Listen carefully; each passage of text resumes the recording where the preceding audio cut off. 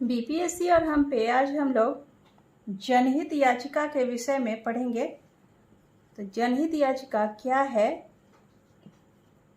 इसके विषय में हम लोग पढ़ेंगे। जनहित याचिका को जानने से पहले, जैसा कि मैंने अपने पहले के वीडियो में भी बताया है कि किसी भी टॉपिक को जानने के लिए उससे कुछ सवाल करने जरूरी है। क्या, क्यों, कब और कैसे। तो ये कुछ सवाल के आंसर अगर मिल जाते हैं तो उस टॉपिक को समझना आसान हो जाता है। ठीक है, तो जनहित याचिका क्या है? जैसा कि नाम से ही स्पष्ट है, जनहित याचिका दो शब्दों से मिलकर के बना है। ठीक है, जन जोड़ हित। जन जोड़ हित यानी कि जन से यहाँ पर तात्पर्य है आम जन, मतलब साधारण जन। तो सामान्य जन के हितों के लिए यह जनहित याचिका का कंसेप्ट आया है और यह जनहित याचिका जो है सामान्य जन के हितों से जुड़ा हुआ है। ठीक है, तो क्या और क्यों का तो इसी में हो गया आंसर। क्यों है तो जन के हित के लिए, क्या है तो यह जन के हित से संबंधित है। ठीक है, जनहित याचिका। अब यह कब लाई गई? तो यह लाई गई थी 1979 में। 1979 में दाखिल की गई थी सुप्रीम कोर्ट में। ठीक है, उस समय सुप्रीम कोर्ट के सीजेआई थे, उस समय चीफ जस्टिस ऑफ इंडिया थे वाईवी चंद्रचूड़।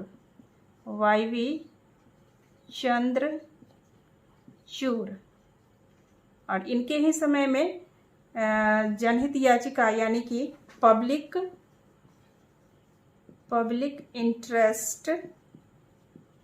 इंटरेस्ट लिटिगेशन यानी कि PIL, शॉर्ट में इसको PIL भी कहा जाता है, यानी कि पब्लिक इंटरेस्ट लिटिगेशन यानी कि PIL जो है 1979 में लाई गई थी।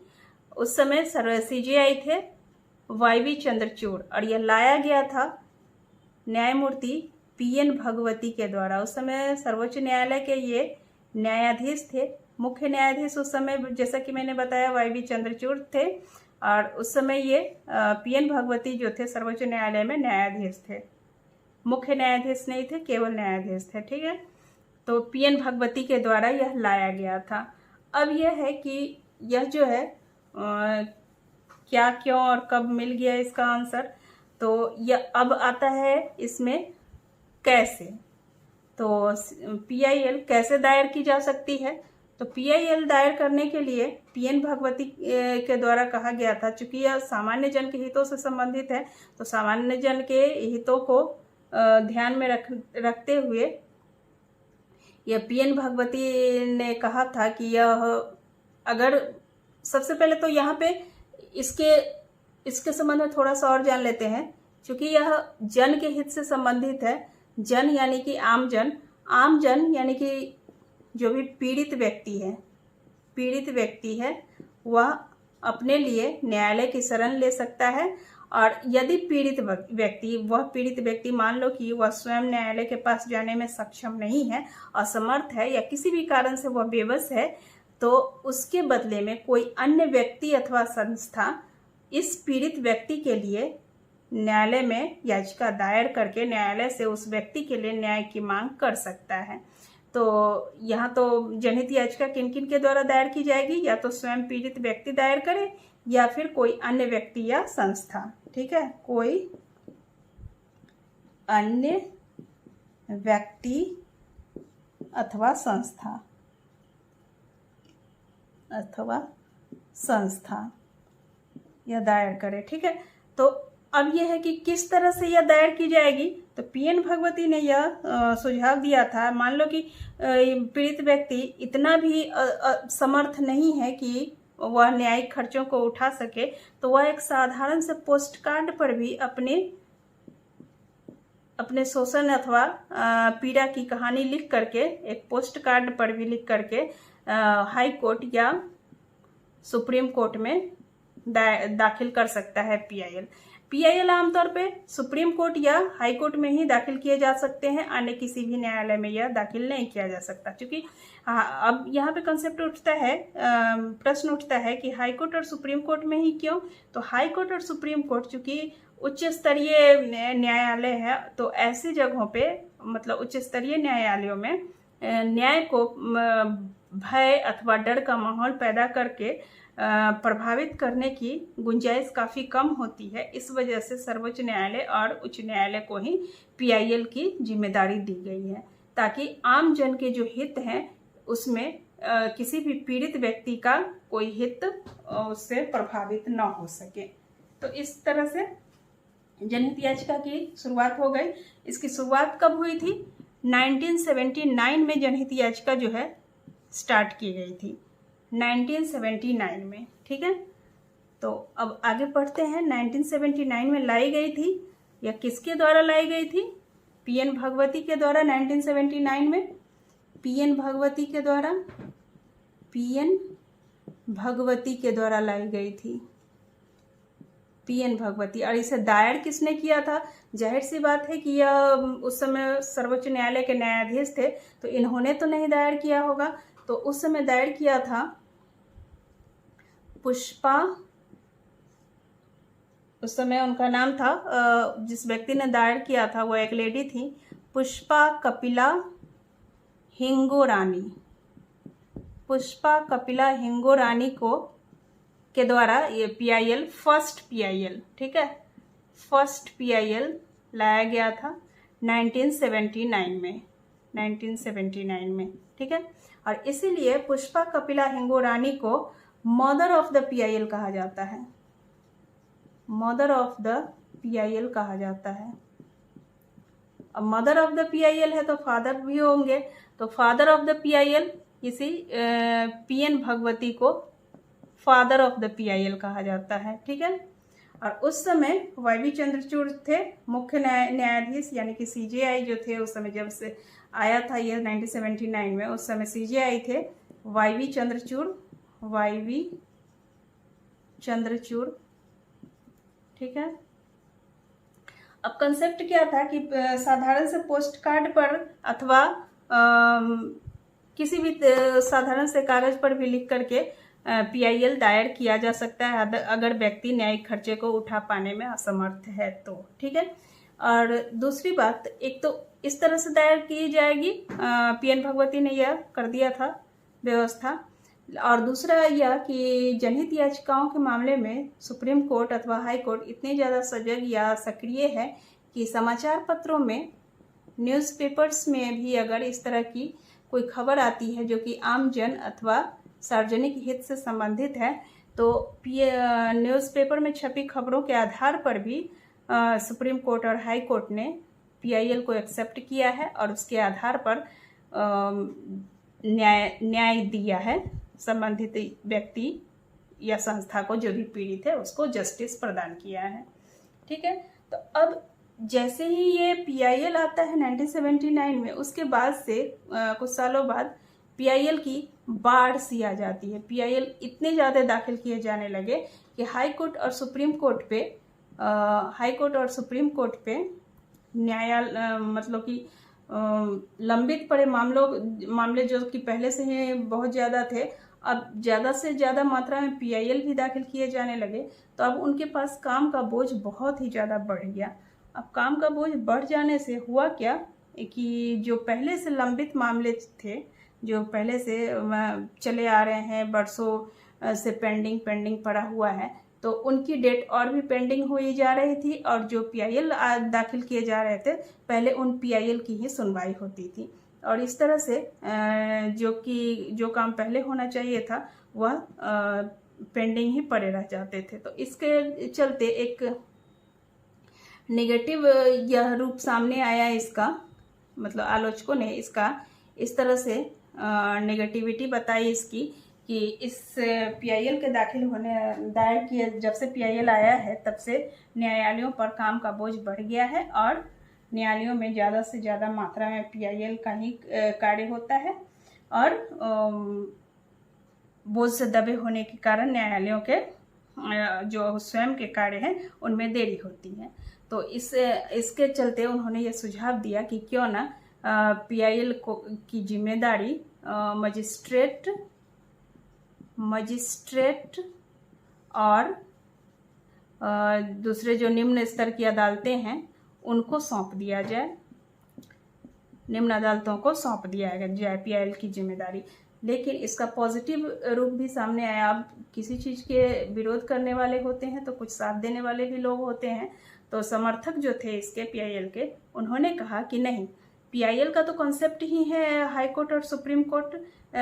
क्यों? क्योंकि निर्णय को प्रभावित न कर सके, जो भी समाज में दबाव वाले व्यक्ति हैं, जो भी बाहुबली है, वे न्यायालय के निर्णय को प्रभावित न कर सके। इसी चलते हाई कोर्ट और सुप्रीम कोर्ट को इसकी जिम्मेदारी दी गई है, पीआईएल की जिम्मेदारी।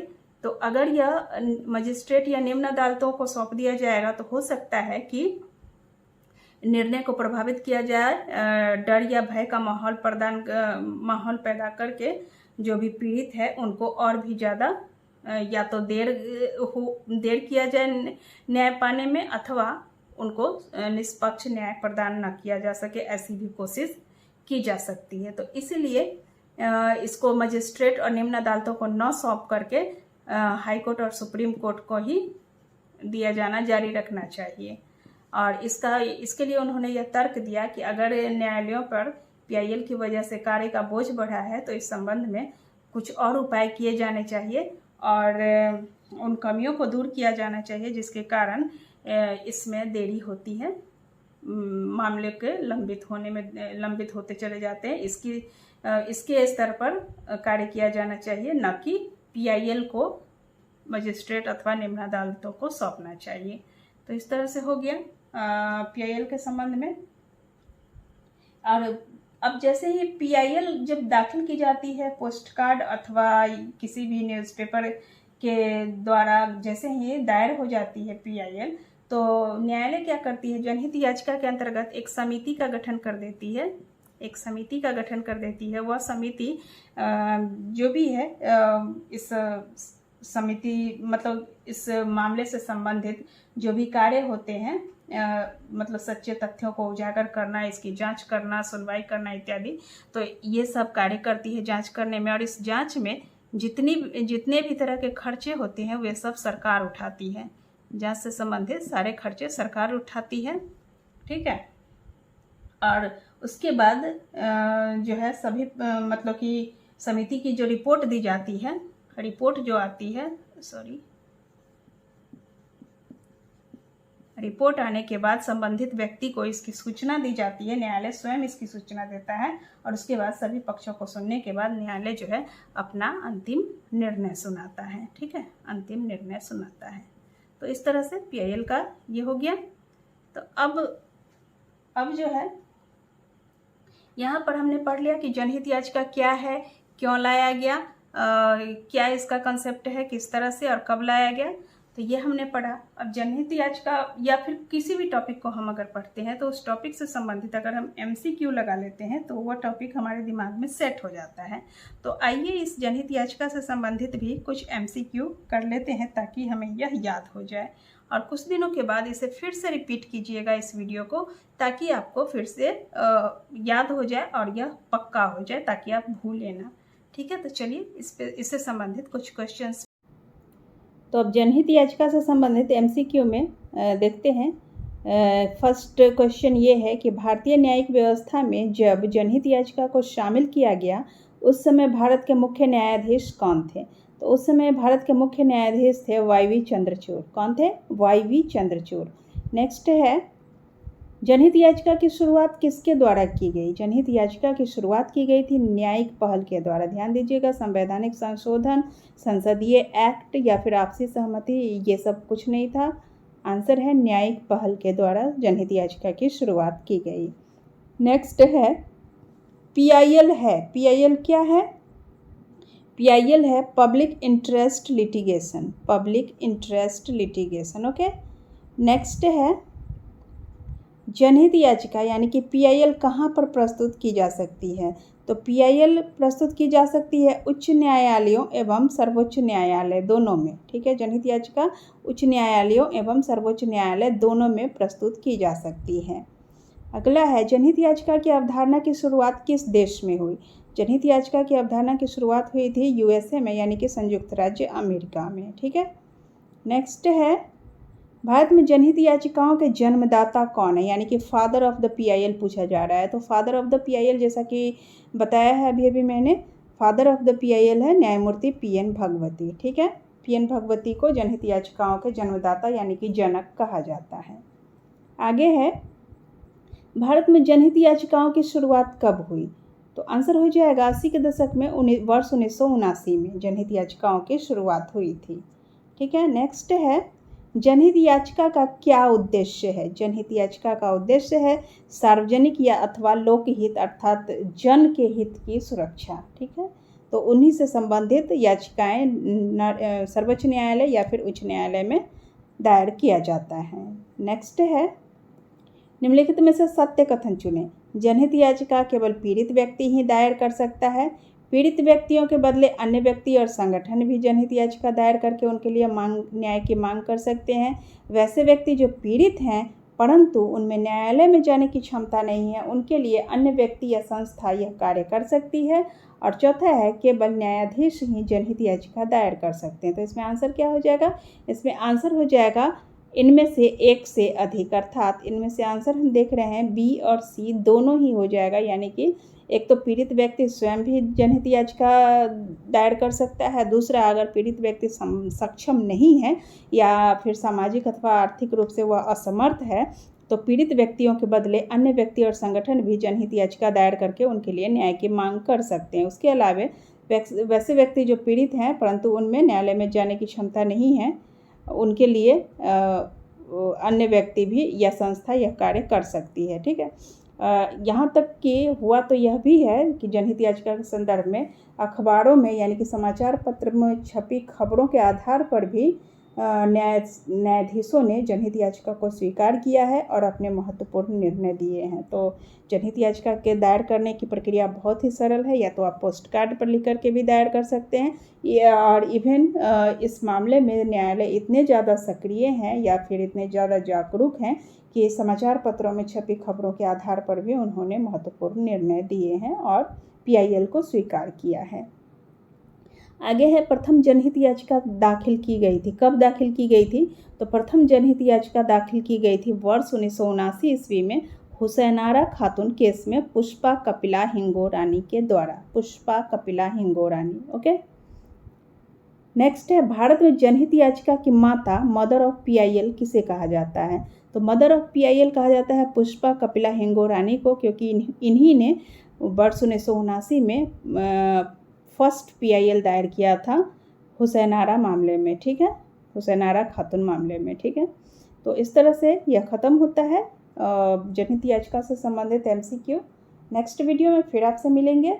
और हाँ दोस्तों, अगर इस वीडियो की अगर आपकी किसी फ्रेंड को ज़रूरत हो ताकि जनहित याचिका के संदर्भ में उनका कंसेप्ट क्लियर हो सके तो उन लोगों को भी ये वीडियो ज़रूर शेयर कीजिए। इससे आपका भी फ़ायदा होगा और उनका भी फ़ायदा होगा। और धन्यवाद वीडियो को पूरा वॉच करने के लिए। और संभव है दोस्तों तो अगर आपको वीडियो अच्छी लगी हो और अगर आपके लिए संभव हो तो प्लीज़ चैनल को सब्सक्राइब कीजिए।